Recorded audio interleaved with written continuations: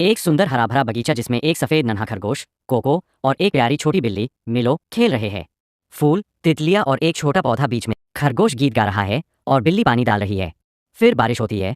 खरगोश पौधे को छतरी से ढका है और बिल्ली पास में खड़ी रहती है। आखिर में पेड़ बड़ा हो चुका है। दोनों उसकी छाया में बैठे मुस्कुरा रहे हैं।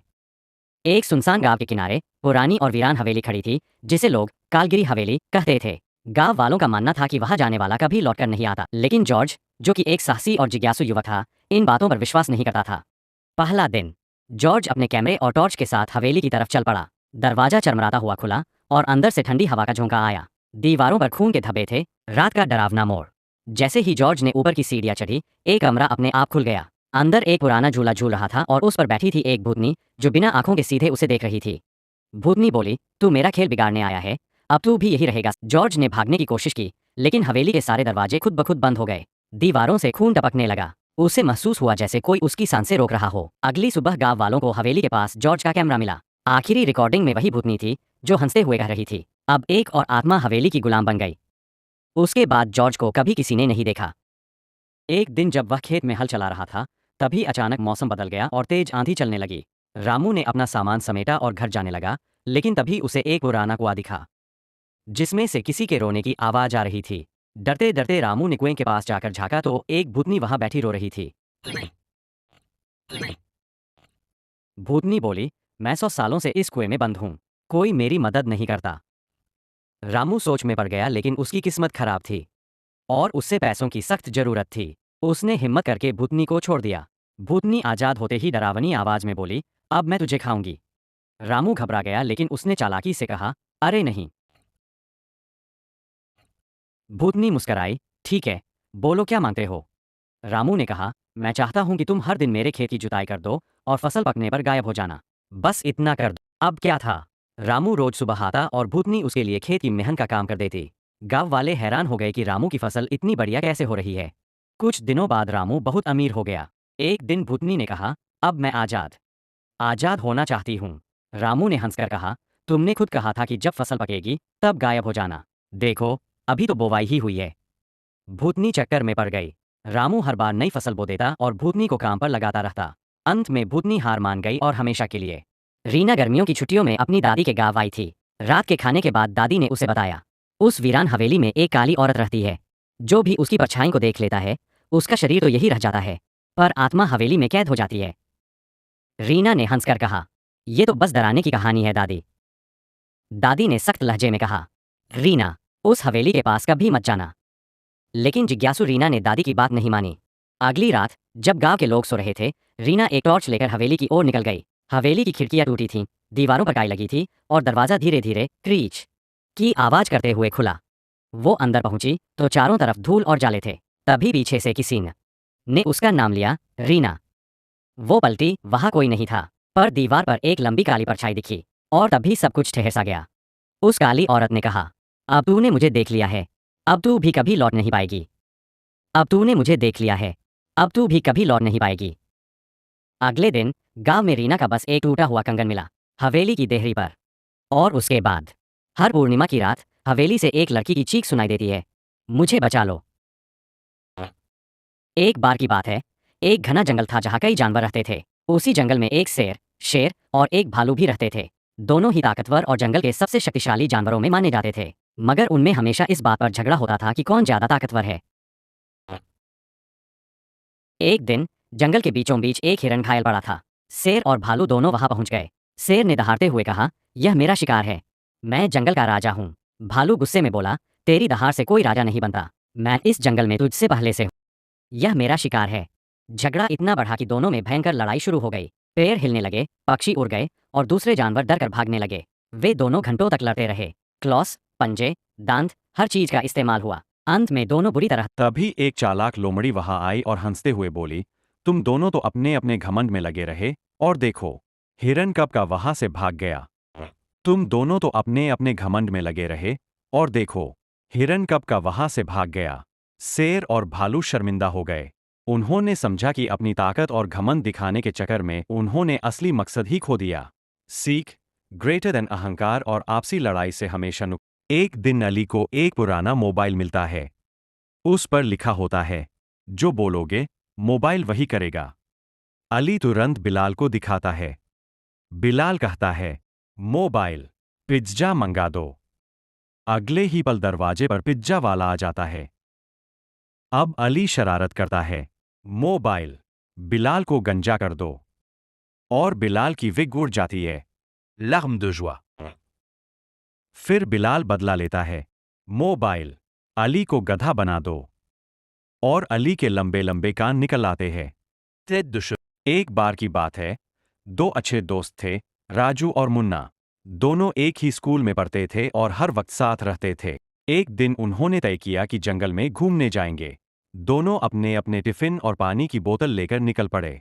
जंगल में घूमते घूमते उन्हें एक पेड़ पर लटकता हुआ केला दिखा। मुन्ना ने कहा, राजू, वो देख केला, मैं चरकर लाता हूं। राजू बोला, नहीं, तू गिर जाएगा, मैं चरता हूं। मुन्ना बोला, नहीं, मैं बंदर ज्यादा दिखता हूं। आखिरकार मुन्ना पेड़ पर चढ़ गया, लेकिन जैसे ही उसने केले को तोड़ा, नीचे गिर पड़ा, सीधे कीचड़ में। राजू हंसते हंसते लोटपोट हो गया, भाई, तू तो केला लेने गया था, खुद ही केले जैसा हो गया। मुन्ना बोला, हंस ले, पर केला तो मैं ही लाया हूं। राजू बोला, और कीचड़ का बोनस भी मिला। दोनों खूब हंसे, फिर वही बैठकर केले खाए और वादा किया कि अगली बार केला तो लाएंगे, मगर सीढ़ी लेकर। दोस्ती में हंसी मजाक चलता रहता है, पर असली दोस्त वही होता है जो कीचड़ में गिरने पर भी केला नहीं छोड़ता। Grinning face with smiling eyes. एक बार की बात है, एक छोटा बच्चा था जिसका नाम चिंटू था। उसे मोबाइल पर गेम खेलना बहुत पसंद था। सुबह उठते ही वो मोबाइल मांगता, स्कूल से आते ही मोबाइल, और रात को भी सोने से पहले मोबाइल। धीरे धीरे वो पढ़ाई में कमजोर होने लगा, आंखों में जलन रहने लगी और दोस्तों से खेलना भी बंद कर दिया। मम्मी पापा ने बहुत समझाया, पर चिंटू नहीं माना। एक दिन उसका मोबाइल गिरकर खराब हो गया। अब उसके पास खेलने के लिए कुछ नहीं था। पहले तो वो बहुत उदास, लेकिन फिर मम्मी ने उसे बाहर खेलने भेजा। वहां उसे पुराने दोस्त मिले, सबने मिलकर क्रिकेट खेला, पतंग उड़ाई और खूब हंसी मजाक किया। अब चिंटू को एहसास हुआ कि मोबाइल ठीक है, लेकिन हर समय उसी में लगे रहना सही नहीं। अब वो हर चीज का संतुलन बनाकर रखता, पढ़ाई, खेल और थोड़ा बहुत मोबाइल भी। इस कहानी से हमें क्या सीख मिलती है? मोबाइल जरूरी है, लेकिन ज्यादा नहीं। असली मजा दोस्तों और खेल में है। आंखों और दिमाग को आराम भी देना जरूरी है। संतुलित जीवन ही खुशहाल यह रही किसान और खरगोश की एक मजेदार और सिख देने वाली कहानी। किसान और चालाक खरगोश। बहुत समय पहले की बात है। एक छोटे से गांव में एक गरीब लेकिन मेहनती किसान रहता था। वह रोज अपने खेतों में काम करता और फसलें उगाता। खेत के पास ही एक प्यारा लेकिन बहुत ही चालाक खरगोश रहता था। किसान के खेत में मीठे मीठे गाजर उगते थे, जो खरगोश के सबसे पसंदीदा थे। हर रात वह चोरी छुपे खेत में आता और गाजर खा जाता। किसान बहुत परेशान था, लेकिन उसे समझ नहीं आ रहा था कि यह कर कौन रहा है। एक दिन किसान ने योजना बनाई। उसने खेत के चारों ओर जाल बिछा दिया और बीच में ताजी गाजर रख दी। जैसे ही रात हुई, खरगोश गाजर की खुशबू से खिंचता हुआ आया और फंस गया। सुबह किसान ने देखा तो उसे गुस्सा भी आया और दया भी। किसान ने कहा, अगर तुम मुझसे सच कहोगे तो मैं तुम्हें छोड़ दूंगा। खरगोश बोला, मैंने चोरी की है क्योंकि मुझे भूख लगी थी। मैं वादा करता हूं अब से कभी चोरी नहीं करूंगा। किसान मुस्कुराया और बोला, ठीक है, मैं तुम्हारे लिए हर हफ्ते कुछ गाजर अलग रख दूंगा, लेकिन बदले में तुम मेरे खेत की देखभाल में मदद करना।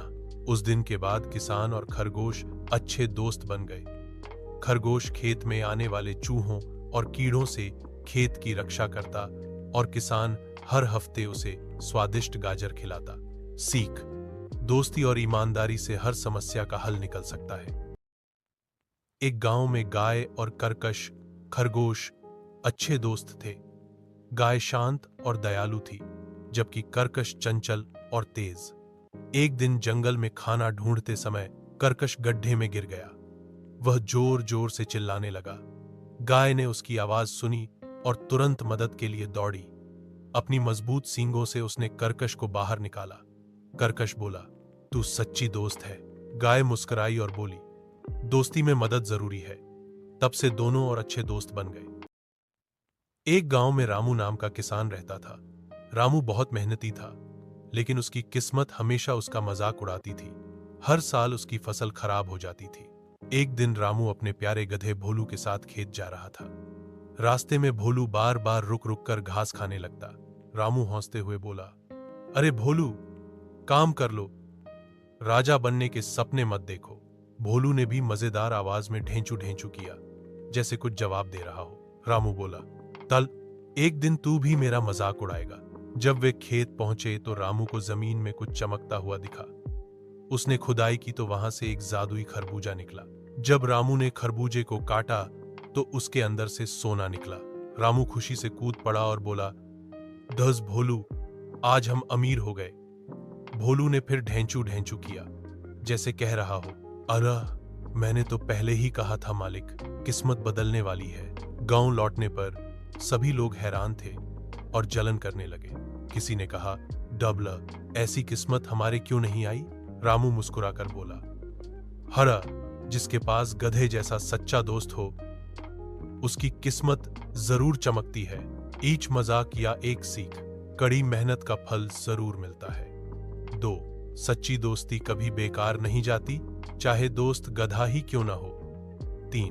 जिंदगी में हंसी मजाक। एक गांव में एक मेहनती किसान रहता था जिसका नाम रामू था। वह हर रोज सुबह उठकर अपने खेतों में काम करता और ईमानदारी से अपनी जिंदगी। एक दिन उसे अपने खेत में एक घायल मुर्गी मिली। रामू उसे घर ले आया, उसकी देखभाल की, खाना दिया और प्यार से उसकी सेवा की। कुछ दिनों में मुर्गी ठीक हो गई और तब भी एक दिन उसने सोने का अंडा दिया। रामू बहुत खुश हुआ, लेकिन उसने कभी लालच नहीं किया। वह हर दिन सिर्फ एक अंडा लेता और बाकी समय मुर्गी का ध्यान रख। धीरे धीरे रामू अमीर हो गया, लेकिन उसका दिल वैसा ही नेक और सरल रहा। गांव के लोग उसकी तारीफ करते थे कि रामू ने कभी लालच नहीं किया और अपनी मेहनत से ही सफलता पाई। कहानी से सीख, लालच बुरी बला है। धैर्य और ईमानदारी से काम करने वाला ही सच्ची कामयाबी हासिल